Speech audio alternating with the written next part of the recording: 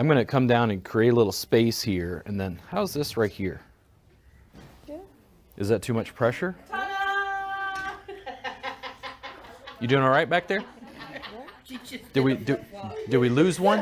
Misty just fell off her chair. Oh. Too much? No. Okay. I heard a noise. I heard something, and I was like, oh, are you okay? So you have your knee right in the crook of her neck, basically pushing downward. Sam, where do you feel this? Right on my Okay. They'll see this in a video and go, that's not safe, your carotid artery. Ah! yeah.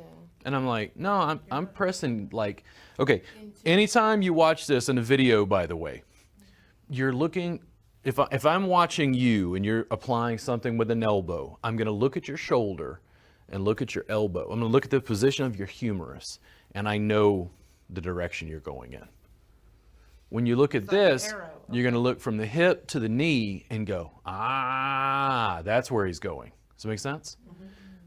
Because I can change angle and leverage by moving my hips, because that's a little more like straight down right there. Right. Now, what happens is this is pretty static. She can take this. I looked at her barometer. She's not wincing.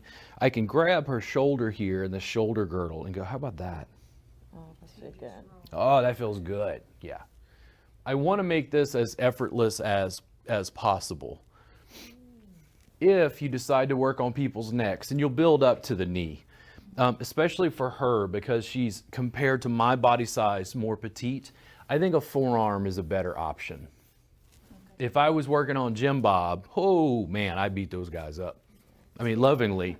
But they actually, guys I find, big guys, they love being manhandled. I love dragging them around the mat and making them feel little. I think they don't get that often, right?